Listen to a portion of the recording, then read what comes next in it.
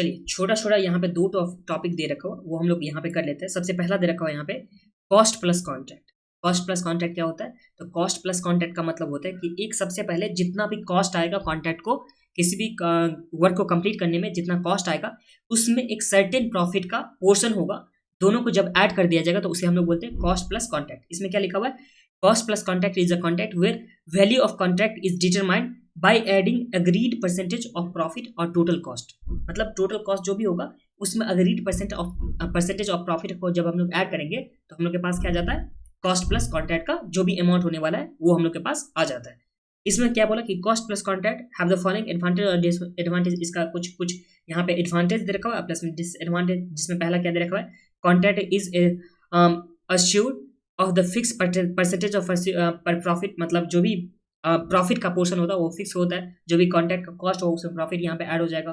फिर यहाँ पे बोला it is useful specially when the work is to be done not definitely fixed at the time of the making the estimate. मतलब estimate जिसका estimate करना उतना अच्छा एस्टिमेट करना, मेकिंग द एस्टिमेट डेफिनेट, जिसका एस्टिमेट करना उतना सर्टेन नहीं होता है उस केस में यहाँ पे ये क्या होता है? इसका एडवांटेज एक हो जाता है कि कॉस्ट प्लस कॉन्ट्रैक्ट को लेना चाहिए। तो ये सब यहाँ पे कॉस्ट प्लस कॉन्ट्रैक्ट का हो गया। एक तरह से सिंपली समझ लीजिए कॉस्ट प्लस कॉन्ट्रैक्ट का मतलब कि जितना भी कॉस्ट लगेगा उसमें कुछ सर्टेन पार्ट ऑफ प्रॉफिट को ऐड किया जाएगा, ठीक है। और बाकी डिसएडवांटेज देख लीजिए। यहाँ पे क्या बोला कि the contractor may not any inducement to avoid the wastage and effort economy in production to reduce cost. मतलब कुछ भी यहाँ पे जो भी कॉन्ट्रैक्टर होगा वो यहाँ पे कुछ भी वेस्ट को नहीं देखेगा कि हाँ वेस्ट हो रहा है तो हो रहा है, इसका भी पैसा तो मिलने वाला है ही, प्लस में कोई भी अपने तरफ से एफर्ट नहीं करेगा कि यहाँ पे रिड्यूस जो भी कॉस्ट होगा वो रिड्यूस कर पाए। तो ये एक इसका सबसे बड़ा डिसएडवांटेज है। और एडवांटेज क्या हो गया कि सर्टेन प्रॉफिट मिलेगा जब कॉन्ट्रैक्ट का प्राइस फिक्स नहीं कर पाना मुश्किल होता है तो उस टाइम में ये कॉन्ट्रैक्ट यूज किया जाता है। अब सेकेंड वाला देख लीजिए यहाँ पे एस्केलेशन क्लॉज इन कॉन्ट्रैक्ट। ये अच्छा है, इसका एक सम्स भी है तो उस टाइम में आप लोग को अच्छे से क्लियर हो जाएगा। अभी के लिए समझ लीजिए एस्केलेशन क्लॉज का मतलब क्या होता है? तो वैसा क्लॉज मतलब एक जिस पेपर पे ये क्लॉज लिखा होता है, क्या लिखा होता है कि जब इंक्रीज होगा प्राइस, जब इंक्रीज होगा, सिर्फ और यहाँ पे प्राइस का बात हो रहा है ना कि क्वांटिटी का। जब किसी भी मतलब किसी भी कॉन्ट्रैक्ट के कॉस्ट में इंक्रीज होगा ड्यू टू प्राइस, सिर्फ और सिर्फ यहाँ पे प्राइस का बात किया हुआ, क्वांटिटी का नहीं। जब प्राइस में इंक्रीज होगा जो बियॉन्ड, किसके बियॉन्ड होगा? सर्टेन लिमिट के बियॉन्ड होगा, जो जिसे कंट्रोल नहीं किया जा सकता है, जो प्राइस को कंट्रोल नहीं किया जा सकता, जो प्राइस को, तो उस प्राइस को यहाँ पे क्या बोला जाता है? एस्केलेशन क्लॉज में ऐड किया जाता है। देखिए एक बार समझा देता हूँ।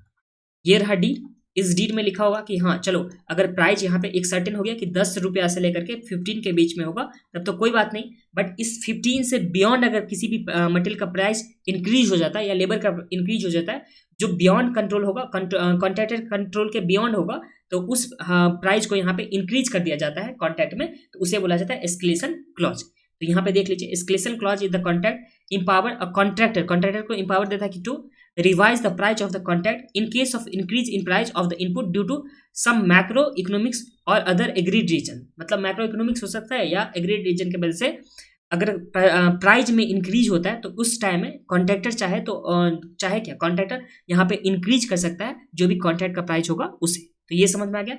और एक यहाँ पे नीचे ये भी पढ़ लीजिए, as per the clause the contractor increase the contract price if the cost of material या एम्प्लॉय या other expense increase beyond the certain limit का अगर बियॉन्ड हो जाता है तो उस टाइम में यहाँ पे कॉन्ट्रैक्टर इंक्रीज कर पाएगा कॉन्ट्रैक्ट के प्राइस को। फिर यहाँ पे बोला इंक्लूशन ऑफ सच क्लॉज, ये क्लॉज जिसमें इंक्लूड हो जाता है उसे बोला जाता है कॉन्ट्रैक्ट डीड। जिस कॉन्ट्रैक्ट डीड में ये प्राइस मतलब ये जो क्लॉज हो गया ये इंक्लूडेड रहेगा, इसे क्या बोला जाता है? तो इसे बोला जाता है एस्केलेशन क्लॉज।